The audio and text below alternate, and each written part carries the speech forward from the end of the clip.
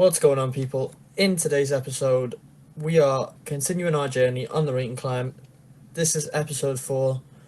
We are rated 582, and we are going to go straight ahead into a 10-minute game. So without further ado, we are playing against Evel 93, or Evel 93, who's 593 from Switzerland. And we are in the King's Pawn 2 knights so far. Well, the King's Pawn knight variation, or what's looking to be an Italian.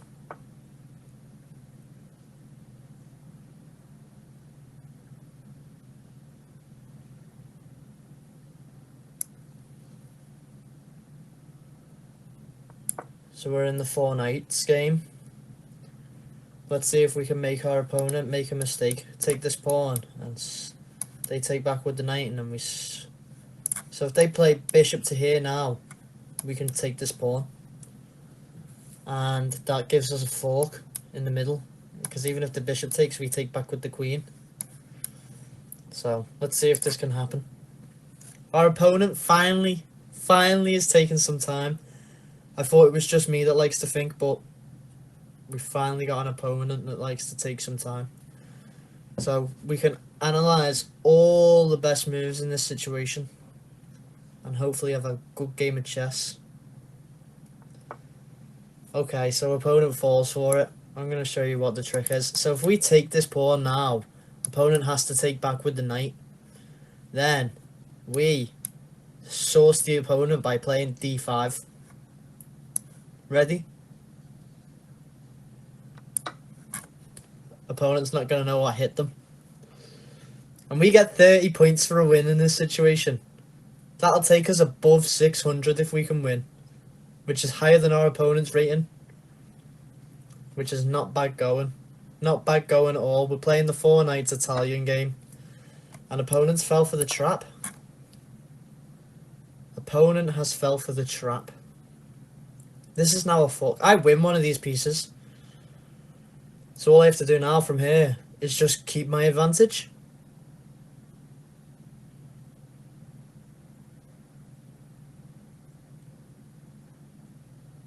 Opponent not knowing what hit them.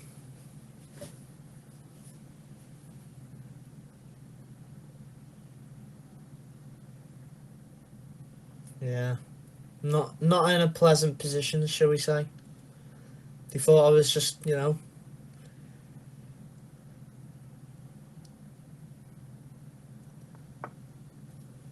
Yeah.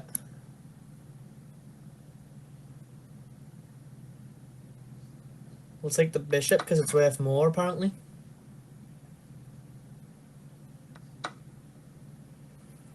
And that just gives us tempi.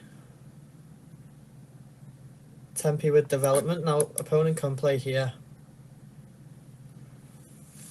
Well, they can't because I'll just take with the bishop, so they can play here, targeting this pawn, but I can just push the pawn. Oh no, I couldn't. That's actually the best move. But I could just bring the rook over.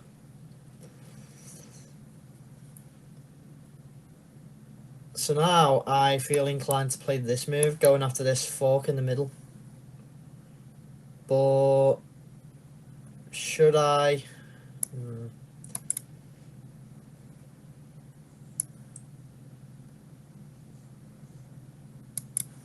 Is it best?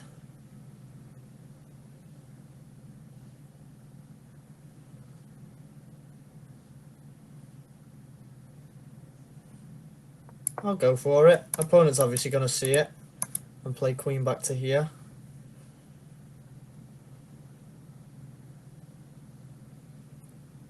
But if opponent plays queen back to there, then we can play here. And after we move one of our pieces, well, let's say for example we get this move, we move our piece back to here, for example. The opponent has to move the knight. It's got no real good squares to go to. Yeah, so now we get this move. And sure, that's a square. but I could just follow up with this. Whoa, in fact, if the opponent goes there... Oh, this is sad. I get the fork. If opponent moves the knight, I get the fork.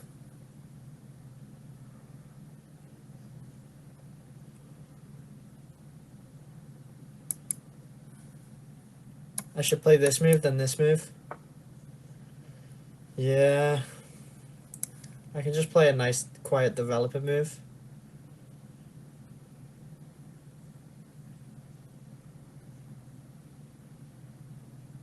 Defend the pawn in the centre because it's hanging. Since we've been jumping our knight out from this square to this square, this pawn become weak, so we'll put the bishop there to reinforce it. Then we can play something like queen here, castle, bring the rook out, kick the knight maybe, bring the bishop back. You know, we've got plenty of development. We're finally, for the first time in this series, we've got more time than our opponent out of the opening. And I feel like we're definitely in a better position out of the opening. Yeah, so opponent's already kicking the knight, not liking where it is.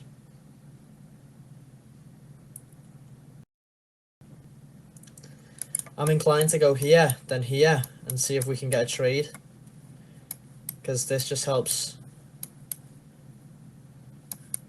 This just helps this idea with the rook being on this square, bringing it to e8.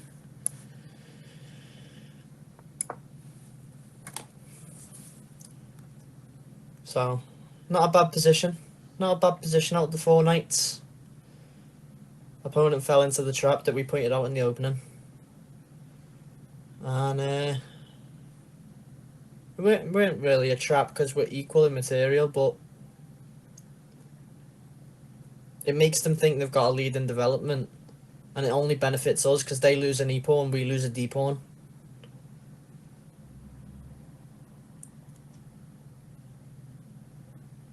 And I'm about to double stack on the e-file after moving my d-pawn, if I can get this move. The opponent could play something ridiculous like this now.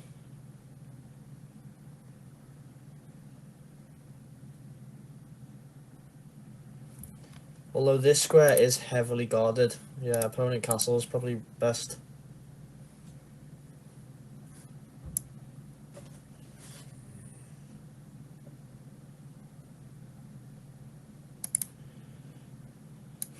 Should I play a move like queen d7 and castle queenside?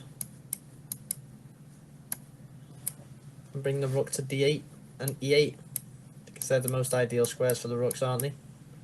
And it looks pretty safe to castle queenside. We've just got to deal with this 4 versus 3 formation. Even though we've got 3 pawns here, the extra pawn for us is there. So I'm going to try this move and see if I can get this. If not, I'm going to reroute the knight back to here. Then play queen to here. And then the bishop can fall back. Or I can even play queen, no.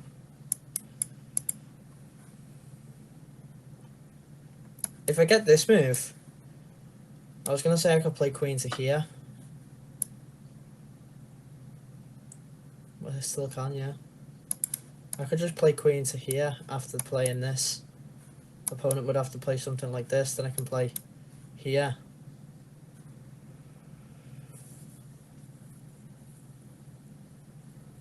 Then after here, here, here.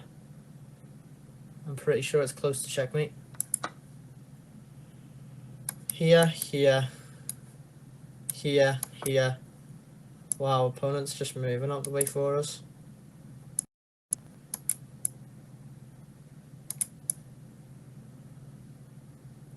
I'm inclined to do something like this. I'm gonna drop the... I'm gonna castle first.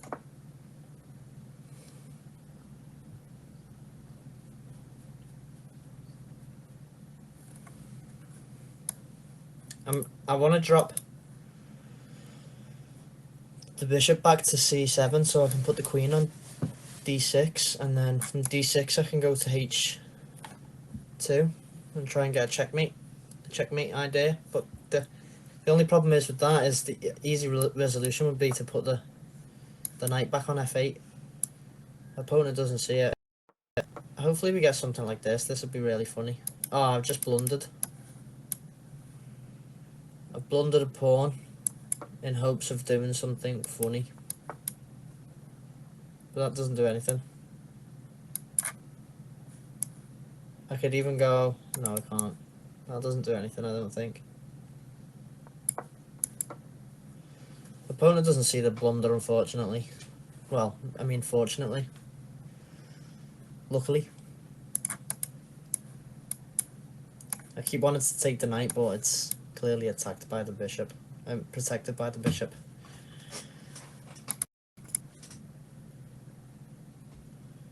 If the opponent doesn't move the knight, though, we will be taking the knight, so... Opponent wants to watch out. Don't want to be giving more pieces away. And we're holding our lead in development. Sorry. We're holding our lead in time. And we have got a bishop and a knight for 2 knights. So we have traded off the knights and we've got bishop pair.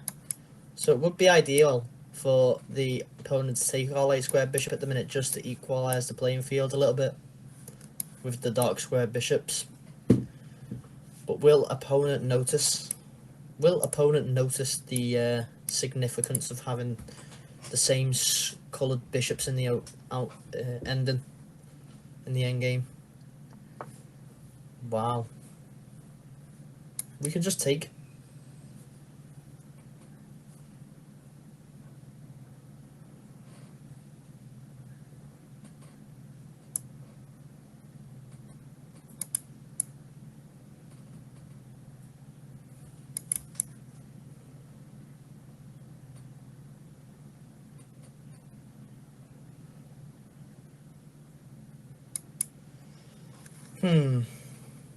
A lot of calculating to do right now.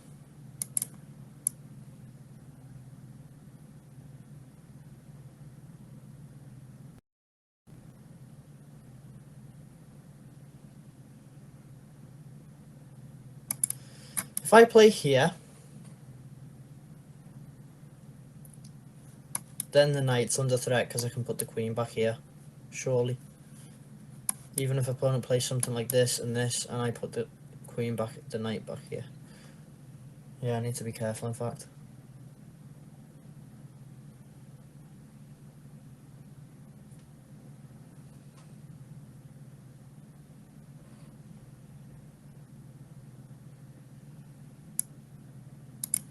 I'm just gonna play. I don't want this move to come though. I don't want this move to come, so I'm gonna have to play this. It also kind of traps the queen. It's only got 1 square to go to, really.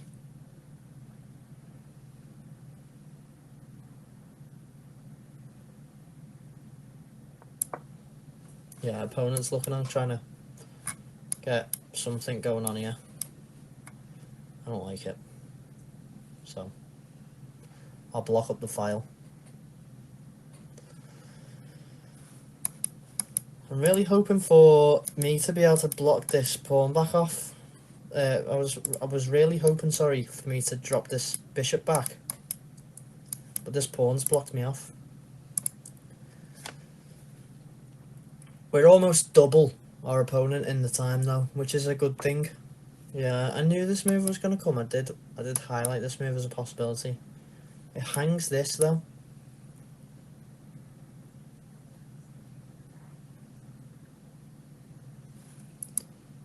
I feel like I want to play something like this first.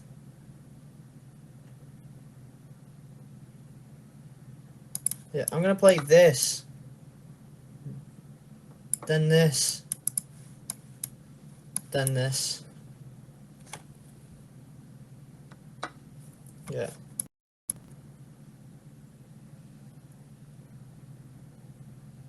Or I could even play this first. I could play this, if this, then this. Because then I can just take back. Yeah, I'm going to play this. Opponent's just losing more material now. Because if this moved, then I've got queen to come in the way.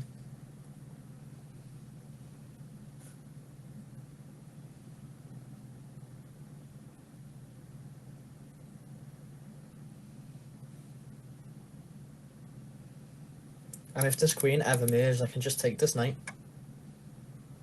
I bet you the engine's screaming at me to take this knight right now, but I really don't want to, just in case I get sourced on the H-file. But I'm pretty sure it's alright after bringing the queen over. Because you can put the queen here and then put the queen here, and the bishop can take the queen again. But see, the knight is kind of, you know, it's not in a great position. I'm really inclined to take the knight on the next move. If this, I don't want to take the knight because then I can't play this move. The opponent wants me to take the knight so they can play this. So they can play. Yeah, that's not a good move.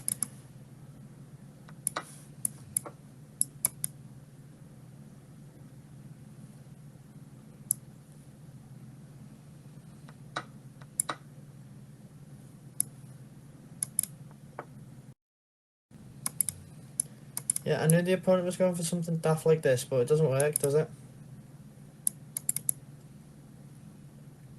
Can I get away with playing King G7, Rook H8?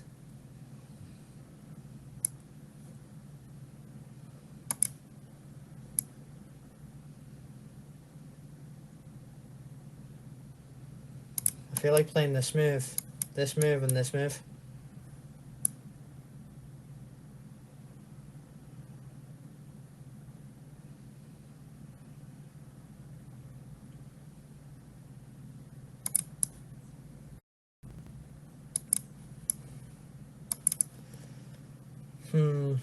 Tricky.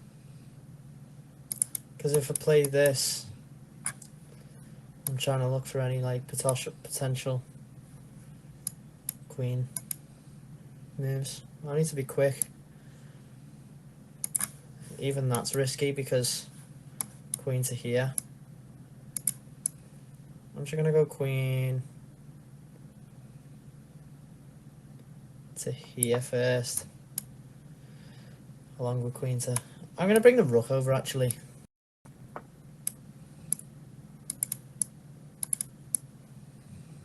Let's threaten checkmate in one and see if the opponent even sees it.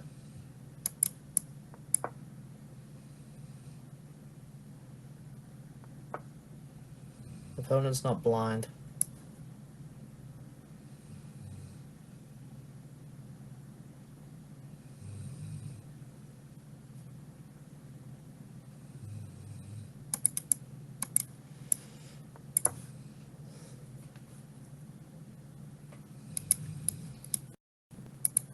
I really want to play something like bishop to here, pawn takes, you know, bishop takes, pawn takes. Well, I can just push the queen to here, to be honest, and then put the rook on the bottom file. That's completely winning. Although we are going to win by time. I'm going to get 30 points. And I'll be able to move on to episode... Never mind. Let's shock our opponent with this move. No, it doesn't work.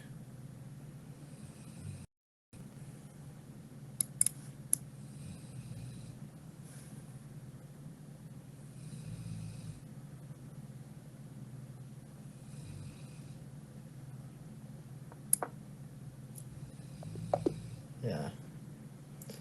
We got the win. So that takes us to 612, which I can update in the...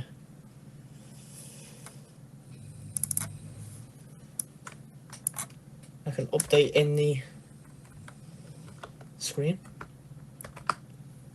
So, current rating 6112. That's the end of episode 4.